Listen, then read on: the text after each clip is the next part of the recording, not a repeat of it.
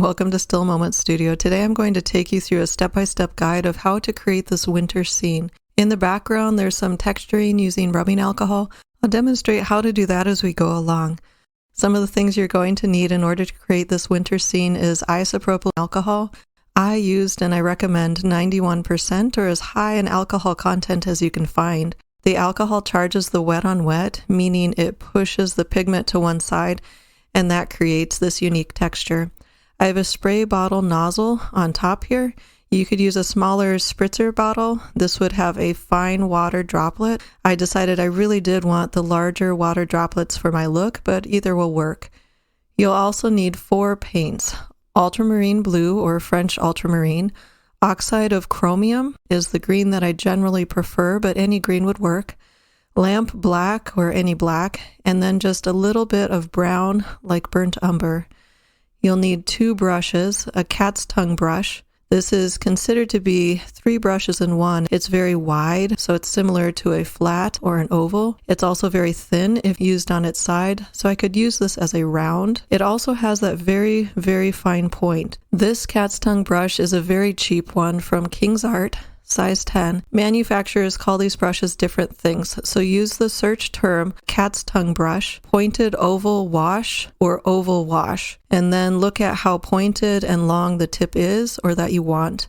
It should be the shape of a cat's tongue. That's where the name comes from. That point creates the fine edges along the tree in one direction, and then I'll flip to create the other side. You'll also need an old size 0 brush or some type that's fairly small. This is a 5/0 brush.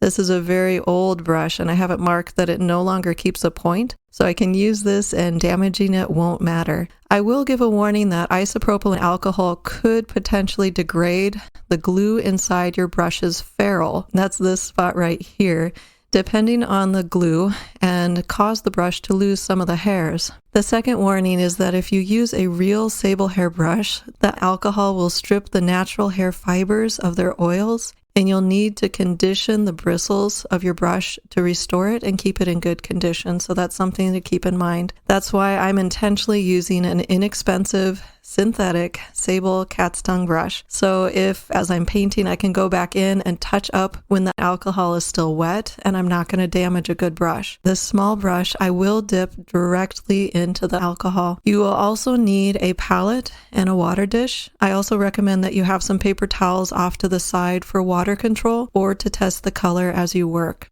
To begin, first prep a bit of color on your palette so you're ready to work quickly in wet on wet. This is ultramarine blue and a little bit of black. This will be my background color.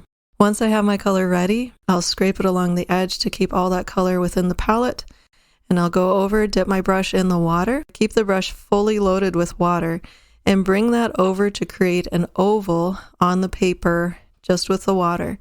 As I mentioned, we'll be working wet on wet, so use plenty of water to create your shape.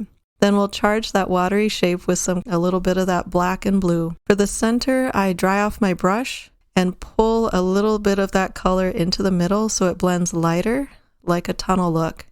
If you need to correct the shape, do it quickly. While the paint is still wet, you'll need to do this somewhat fast. Take your alcohol spray, hold it up high so the shape will get wet in just one spray, and spritz.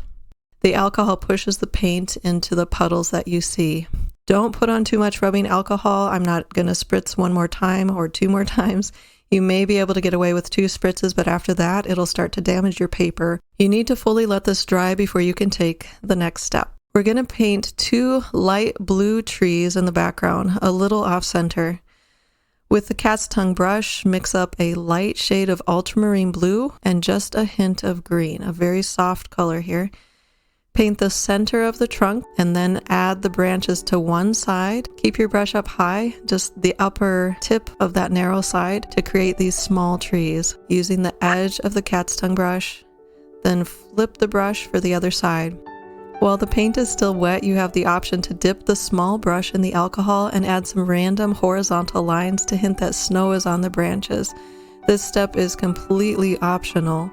So spritz a bit of alcohol in one of the wells on the palette, dip the little brush in it, and touch in some irregularity so it hints that maybe there's snow there.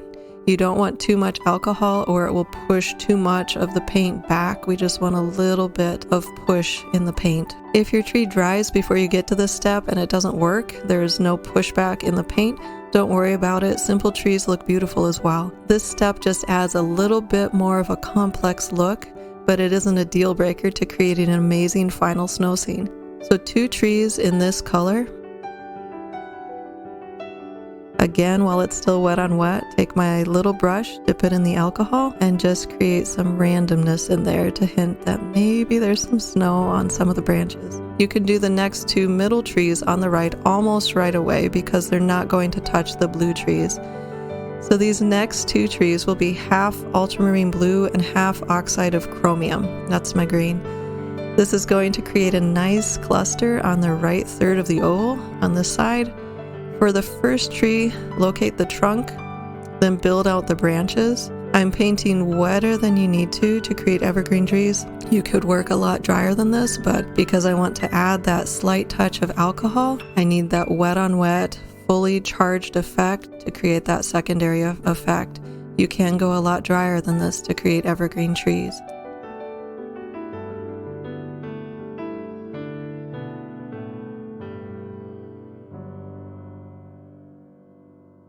And then with the small brush, touch in a few random alcohol lines.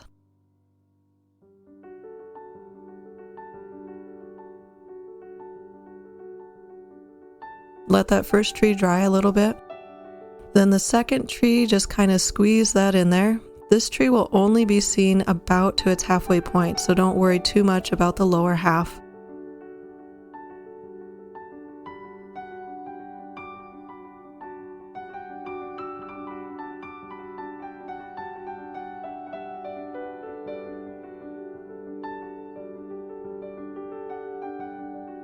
Then with the small brush, touch in a few random alcohol lines. I'm using the paper towel or the edge of the palette to control how much alcohol I have on the brush. Remember, I don't want too much to push back a really large patch. I just want a little hint on these small trees. And then let that fully dry. Now that that's dry, I'm going to do another tree in the cluster on the right.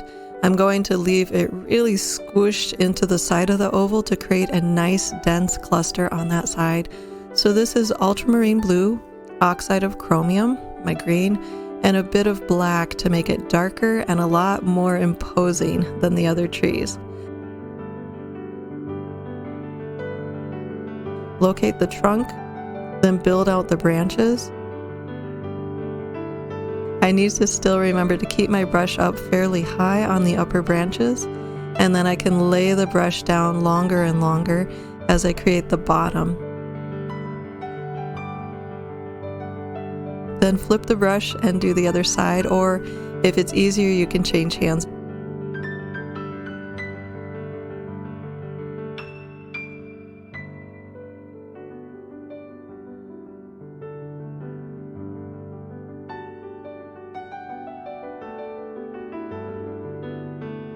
Again, while it's still wet on wet, take my little brush, dip it in the alcohol, and just create some randomness in there to hint that maybe there's some snow on some of the branches.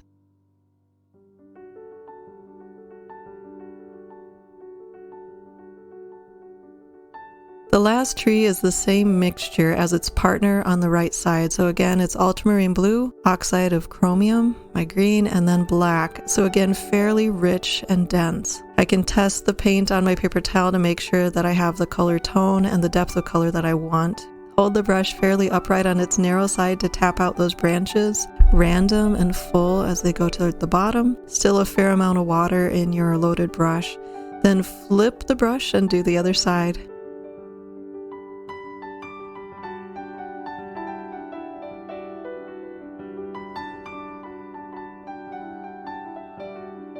This tree is getting a little bit dry this time, but I'm still going to try to charge the wet on wet with some alcohol to put in some irregularities on the branches. I have to pick where the paint is wetter to touch in the alcohol since I do have some dry patches on this tree, so my best placement is where it will have the most effect, and then go ahead and let that fully dry. As a finishing touch, I took a little bit of burnt umber and black to create a hint of the tree trunk peeking out in the front trees. Not a lot, just a little bit of hint here and there. You have a couple of options to brighten up the snow if that interests you. White gouache would be a great way to whiten them. I tend not to want to put a gouache paint on top of watercolor because it is opaque compared to transparent and it will give it a different look, but go with whatever style fits you. Another thing you could do is just add a little bit of a shadow underneath it just to accentuate it and just leave it really soft. I've really enjoyed just the soft look of the snow. The final thing you could do is take a damp brush and scrub off some of the pigment. Green paint sits a lot on top of your paper. It doesn't really stain it as much as some of the other pigments, so you can lift off green a lot of times, or at least lighten it quite a bit. So definitely try variations and different layouts and see how it turns out. Make this scene your own look. I hope you enjoyed this video. Don't forget to hit the like button and subscribe, and we'll catch you next time. Thanks for watching.